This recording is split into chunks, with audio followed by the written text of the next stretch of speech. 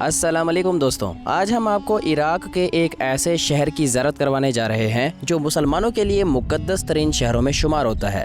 ایک ایسا شہر جہاں محرم کے مہینے میں کروڑوں کی تعداد میں زائرین حاضر ہوتے ہیں اور جہاں پہنچ کر آنکھوں سے بے ساختہ آنسو جاری ہو جاتے ہیں۔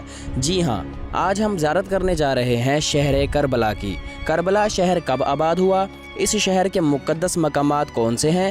9 اور 10 محرم کو یہاں کیا ہوتا ہے؟ اس شہر کا ماحول کیسا ہوتا ہے؟ یہاں کے لوگوں کی زندگی کیسی ہے؟ اور اس شہر سے متعلق بہت سے ایسے حقائق بھی آپ کو بتائیں گے جو شاید آپ نے پہلے کبھی بھی نہ سنے ہو۔ تو آئیے چلتے ہیں کربلا شہر کے ایک تاریخی سفر پر۔ کربلا عراق کا ایک ایسا شہر ہے جو پوری دنیا کے مسلمانوں کے لیے غیر معمولی اہمیت رکھتا ہے، اور اس کی اہمیت کی سب سے بڑی وجہ 10 محرم یعنی 61 ہجری کو پیش آنے والا واقعہ کربلا ہے۔ کربلا کی تاریخ ایسی تاریخ ہے جسے یاد کر کے ہر مسلمان کی آنکھیں اشک بار ہو جاتی ہیں۔ یہ جنگ حق اور باطل کے درمیان ایک عظیم معرکہ تھی۔ کربلا شہر کی موجودہ آبادی تقریباً 10 لاکھ افراد پر مشتمل ہے، جبکہ اس کا کل رقبہ تقریباً 42 مربع کلومیٹر ہے۔ یہ شہر بغداد سے تقریباً 103 کلومیٹر اور نجف سے تقریباً 80 کلومیٹر کے فاصلے پر واقع ہے۔ آج دنیا بھر سے کروڑوں مسلمان اس شہر کی زیارت کے لیے آتے ہیں، خصوصاً شیعہ زائرین کی تعداد بہت زیادہ ہوتی ہے۔ ایک رپورٹ کے مطابق ہر سال 2 کروڑ سے زائد افراد کربلا کی زیارت کرتے ہیں، جبکہ صرف 9 اور 10 محرم کے دوران 1 کروڑ 50 لاکھ سے زیادہ زائرین اس شہر میں موجود ہوتے ہیں۔ یہ سب حضرت امام حسین علیہ السلام اور آپ کے وفادار ساتھیوں سے محبت اور عقیدت کا نتیجہ ہے۔ دوستوں، یہاں ایک اہم بات بتاتا چلوں کہ واقعہ کربلا سے پہلے یہ شہر موجود نہیں تھا۔ اس مقام پر صرف ایک صحرا اور میدان جنگ تھا۔ اسی میدان میں وہ تاریخی جنگ لڑی گئی جسے بیٹل آف کربلا کہا جاتا ہے۔ اسی جنگ میں حضرت علی علیہ السلام کے فرزند اور ہمارے پیارے نبی حضرت محمد رسول اللہ صلی اللہ علیہ وآلہ وسلم کے نواسے حضرت امام حسین علیہ السلام کو شہید کیا گیا۔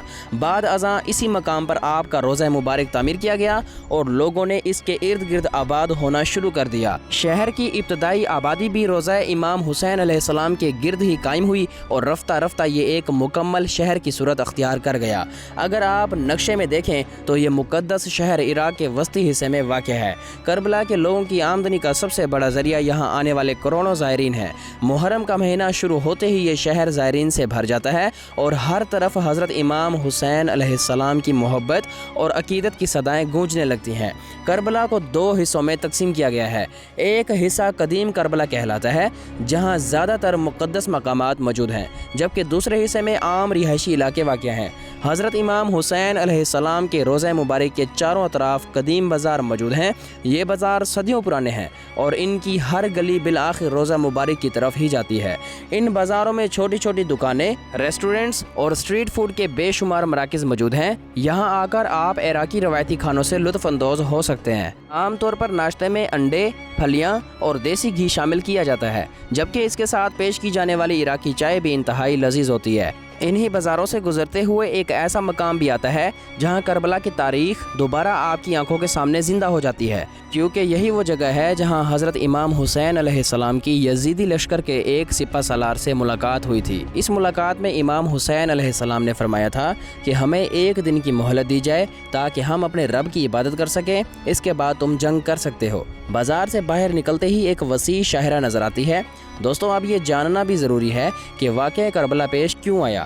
اس وقت بنو امیہ کی خلافت کا حکمران یزید تھا۔ وہ چاہتا تھا کہ اس کے بعد اس کا بیٹا خلیفہ بنے، لیکن یزید کے طرز حکومت سے بہت سے لوگ مطمئن نہیں تھے۔ اس دور میں یزید دمشق میں رہتا تھا، جبکہ کوفہ ایک ایسا علاقہ تھا جہاں حضرت علی رضی اللہ تعالیٰ عنہ نے خلافت سنبھالی ہوئی تھی، اور اسی زمانے میں کوفہ اسلامی ریاست کا دارالحکومت بھی تھا۔ کوفہ کے بہت سے لوگ چاہتے تھے کہ حضرت امام حسین علیہ السلام کو خلیفہ بنایا جائے۔ انہوں نے امام حسین علیہ السلام کو بے شمار خطوط لکھے اور آپ کو اپنے پاس آنے کی دعوت دی۔ انہوں نے وعدہ کیا کہ ہم آپ کا ساتھ دیں گے، اگر جنگ کی نوبت آئی تو ہم آپ کے ساتھ مل کر لڑیں گے۔ لیکن جب وقت آیا تو کوفہ کے بہت سے لوگوں نے اپنا وعدہ پورا نہ کیا، اور یوں 10 محرم کو وہ عظیم واقعہ پیش آیا جسے تاریخ واقعہ کربلا کے نام سے جانتی ہے۔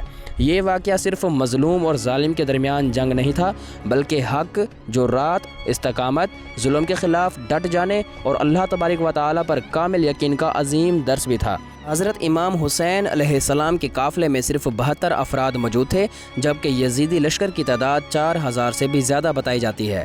اس زمانے میں امام حسین علیہ السلام نے کربلا کے میدان میں اپنے خیمے نصب کیے تھے، جہاں دور دور تک صحرا پھیلا ہوا تھا اور پانی کی شدید کمی تھی، یہاں تک کہ یزیدی لشکر نے پانی کی رسد بھی بند کر دی تھی۔ امام حسین علیہ السلام کے ساتھ چھوٹے بچے، خواتین اور خاندان کے دیگر افراد موجود تھے، کیونکہ آپ اپنے اہل خانہ کے ساتھ تشریف لائے تھے۔ اس کے باوجود آپ کے حوصلے میں ذرا برابر بھی کمی نہ آئی، کیونکہ آپ کا بھروسہ صرف اور صرف اللہ تبارک و تعالیٰ کی ذات پر تھا۔ شدید گرمی اور 3 دن کی پیاس کے باوجود اہل بیت اور ان کے جانثار ساتھی ثابت قدم رہے۔ بالآخر امام حسین علیہ السلام آپ کے اہل خانہ اور وفادار ساتھیوں کو شہید کر دیا گیا۔ آج اسی مقام پر آپ کا روضہ مبارک موجود ہے، جس کی زیارت کے لیے دنیا بھر سے لوگ حاضر ہوتے ہیں۔ روضہ مبارک کے اطراف میں بھی کئی مقدس مقامات موجود ہیں، جنہیں جالیوں کے ذریعے محفوظ کیا گیا ہے۔ آئیے اب آپ کو روضہ مبارک کی طرف لے کر چلتے ہیں۔ حضرت امام حسین علیہ السلام کے روضہ مبارک کے بالکل قریب آپ کے بھائی حضرت عباس علیہ السلام کا روضہ بھی موجود ہے۔ حضرت عباس علیہ السلام واقعہ کربلا میں امام حسین علیہ السلام کے اہم ترین ساتھیوں اور علم برداروں میں شامل تھے۔ یہ حضرت عباس علیہ السلام کا روضہ مبارک ہے، جہاں ایک عظیم الشان دروازے سے داخل ہونے کے بعد زائرین نیچے کی طرف جاتے ہیں اور سامنے ایک نہایت خوبصورت سنہری دروازہ نظر آتا ہے، جس پر نفیس سنہری کام کیا گیا ہے۔ اس دروازے کے باہر ایک وسیع صحن موجود ہے، جہاں لوگ نماز ادا کرتے ہیں اور عبادت میں مشغول رہتے ہیں۔ حضرت عباس علیہ السلام امام حسین علیہ السلام کے لشکر کے سپہ سالار تھے۔ جب اہل بیت کے بیشتر افراد شہید ہو چکے تھے اور بچوں کے لیے پانی کی شدید ضرورت تھی، تو حضرت عباس علیہ السلام پانی لانے کے لیے دریائے فرات کی جانب روانہ ہوئے۔ اسی مناسبت سے آپ کے روضے کے گنبد پر ایک مشکیزے کی علامت بھی نصب ہے، اور جو اس عظیم قربانی کی یاد دلاتی ہے۔ جب آپ پانی حاصل کر کے واپس آ رہے تھے تو راستے میں آپ کو شہید کر دیا گیا۔ حضرت عباس علیہ السلام کا روضہ اندرونی طور پر نہایت خوبصورت ہے اور نفیس نقش و نگار سے مزین ہے۔ محرم کے دنوں میں یہاں تک پہنچنا انتہائی مشکل ہو جاتا ہے، کیونکہ زائرین کی تعداد بہت زیادہ ہوتی ہے۔ حضرت عباس علیہ السلام کے حرم اور حضرت امام حسین علیہ السلام کے روضہ مبارک کے درمیان ایک وسیع میدان واقع ہے، جسے بین الحرمین کہا جاتا ہے۔ یہ مقام دونوں مقدس روضوں کو آپس میں ملاتا ہے اور تقریباً 250 میٹر طویل ہے۔ اربعین کے موقع پر لاکھوں زائرین اسی راستے سے گزرتے ہوئے حرم امام حسین علیہ السلام تک پہنچتے ہیں۔ اس مقام کے بارے میں کہا جاتا ہے کہ واقعہ کربلا کے دوران سب سے زیادہ شہداء اسی علاقے میں ہوئے تھے۔ حضرت امام حسین علیہ السلام کے روضہ مبارک میں داخل ہوتے ہی زائرین کی آنکھوں سے بے اختیار آنسو جاری ہو جاتے ہیں۔ یہ وہی امام حسین علیہ السلام ہیں جو نبی کریم صلی اللہ علیہ وآلہ وسلم کی گود میں کھیلا کرتے تھے، اور جنہوں نے اپنا بچپن رسول اللہ صلی اللہ علیہ وآلہ وسلم کی محبت اور تربیت میں گزارا تھا۔ حرم کے اندر ایک میوزیم بھی قائم کیا گیا ہے۔ یہاں ایک ستون موجود ہے جو اس بات کی علامت کے طور پر پیش کیا جاتا ہے کہ اسلام ہر کربلا کے بعد زندہ ہوتا ہے۔ ستون کا نچلا حصہ رسول اللہ صلی اللہ علیہ وآلہ وسلم کے زمانے میں اسلام کی مضبوطی کو ظاہر کرتا ہے۔ درمیانی حصہ کربلا کے مصائب کی نمائندگی کرتا ہے، جبکہ بالائی حصہ اسی حقیقت کی علامت ہے کہ کربلا کے بعد اسلام مزید مضبوط ہو کر ابھرا۔ میوزیم میں ان افراد کے نام بھی درج کیے گئے ہیں جنہوں نے مختلف ادوار میں روضہ مبارک کو نقصان پہنچانے کی کوشش کی تھی۔ یہاں بہت سی تاریخی اور علامتی اشیاء بھی رکھی گئی ہیں جو مختلف ادوار کی یاد دلاتی ہیں۔ اسی میوزیم میں ایک نہایت خوبصورت قالین بھی موجود ہے، جسے تیار کرنے میں 8 سال کا عرصہ لگا تھا۔ اس قالین میں واقعہ کربلا کی منظر کشی کی گئی ہے۔ حضرت امام حسین علیہ السلام کا حرم نہایت وسیع، شاندار اور خوبصورت ہے۔ حرم کے اندرونی حصوں میں نفیس نقش و نگار اور اسلامی فن تعمیر کے حسین نمونے موجود ہیں۔ یہ وہ مقام ہے جہاں روایت کے مطابق امام حسین علیہ السلام کو شہید کیا گیا تھا۔ اسی وجہ سے اس مقام کے اندرونی حصے میں سرخ رنگ نمایاں رکھا گیا ہے، جو شہادت کی علامت سمجھا جاتا ہے۔ حرم کے چاروں اطراف دلکش نقش و نگار بنائے گئے ہیں، جبکہ روضہ مبارک کے گرد موجود جالیوں کو ذریح کہا جاتا ہے۔ دوستوں، کربلا کے نام کے بارے میں مختلف آراء پائی جاتی ہیں۔ بعض مورخین کے مطابق کربلا کا نام نرم زمین ہے، جبکہ بعض دیگر کے نزدیک اس لفظ کا تعلق غم اور مصیبت سے ہے۔ ایک روایت کے مطابق حضرت جبرائیل علیہ السلام نے رسول اللہ صلی اللہ علیہ وآلہ وسلم کو اس سرزمین کے بارے میں آگاہ کیا تھا جہاں آپ صلی اللہ علیہ وآلہ وسلم کی اہل بیت پر عظیم مصیبت نازل ہوگی۔ اسی مناسبت سے بعض لوگ کربلا کا مطلب غم اور آزمائش کی سرزمین بھی بیان کرتے ہیں۔ حرم امام حسین علیہ السلام کے قریب دریائے فرات واقع ہے، وہی دریا جس کا پانی 7 محرم کے بعد اہل بیت پر بند کر دیا گیا تھا۔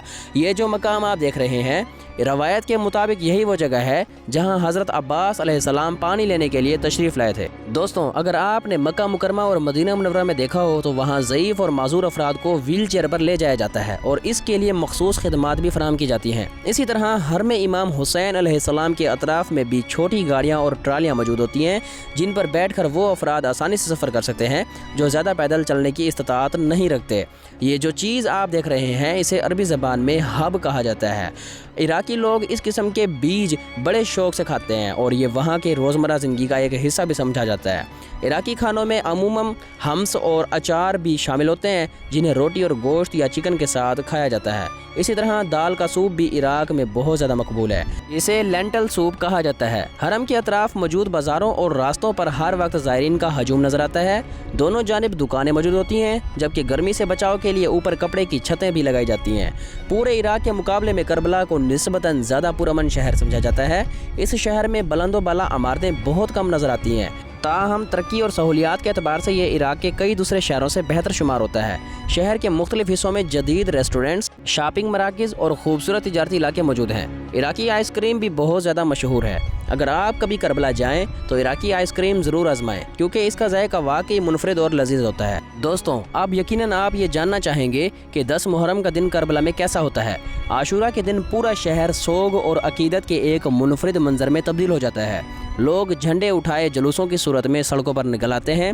ظہر کی نماز کے بعد ایک خاص منظر دیکھنے کو ملتا ہے جب ہزاروں افراد دوڑتے ہوئے حضرت امام حسین علیہ السلام کے روضہ مبارک کی طرف بڑھتے ہیں۔ شدید گرمی کی وجہ سے راستے بھر ان پر پانی چھڑکا جاتا ہے اور جگہ جگہ پانی پلانے کے انتظامات کیے جاتے ہیں۔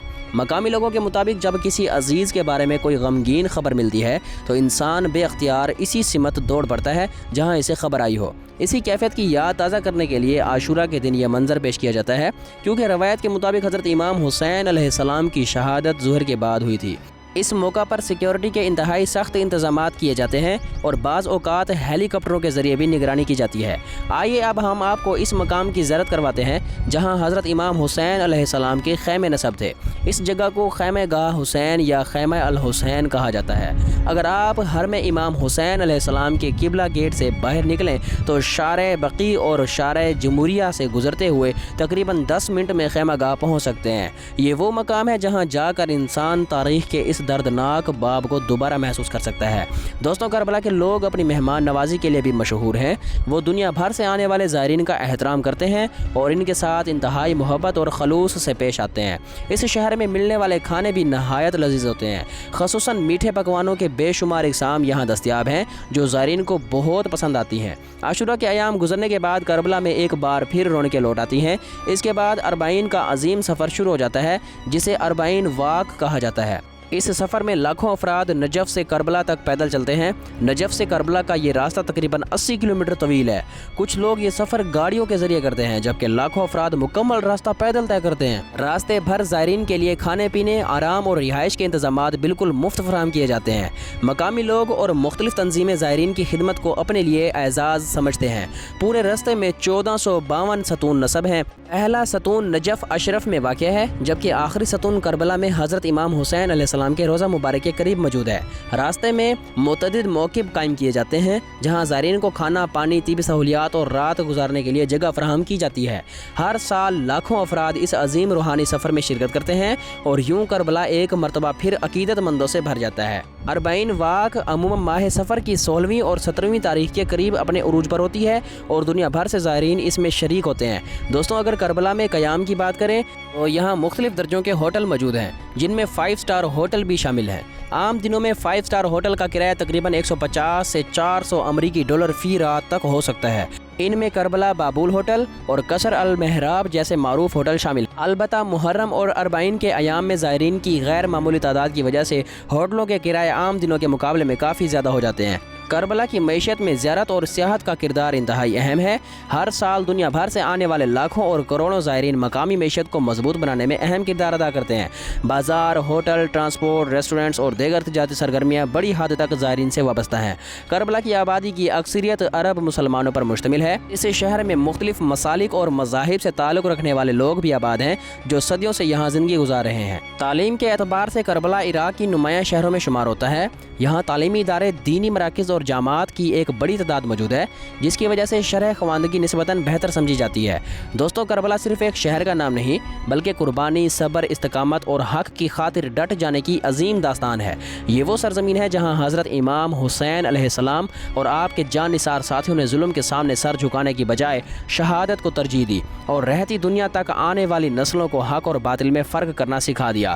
کربلا ہمیں یہ سبق دیتی ہے کہ حالات کتنے ہی مشکل کیوں نہ ہو، حق کا ساتھ نہیں چھوڑنا چاہیے۔ یہ واقعہ ہمیں صبر، بہادری، وفاداری، قربانی اور اللہ تبارک و تعالی پر کامل بھروسے کا درس دیتا ہے۔ اس لیے دنیا بھر کے مسلمان حضرت امام حسین علیہ السلام سے عقیدت اور محبت رکھتے ہیں اور ہر سال لاکھوں افراد آپ کے روزہ مبارک پر حاضری بھی دیتے ہیں۔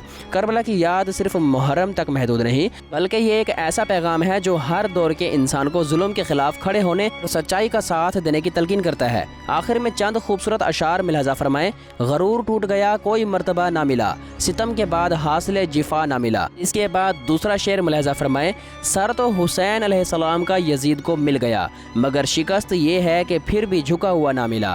اللہ تعالیٰ تمام مسلمانوں کو حضرت امام حسین علیہ السلام کی سیرت سے سبق حاصل کرنے اور حق و صداقت کے راستے پر چلنے کی توفیق عطا فرمائے، آمین یا رب العالمین۔ دوستو، یہ تھی آج کی ہماری معلوماتی اور دلچسپ ویڈیو۔ آپ کو یہ ویڈیو کیسی لگی اپنی قیمتی رائے کمنٹس میں ضرور دیجیے گا۔ اگر آپ پہلی مرتبہ ہمارے چینل پر آئے ہیں تو چینل کو سبسکرائب کرنا اور ویڈیو کو لائک کرنا نہ بھولیے گا تاکہ آنے والی مزید معلوماتی اور دلچسپ ویڈیوز آپ تک بر وقت پہنچ سکیں۔ تو ملتے ہیں ایک نئی ویڈیو میں، تب تک کے لیے اپنا اور اپنے پیاروں کا خیال رکھیں۔ اللہ حافظ۔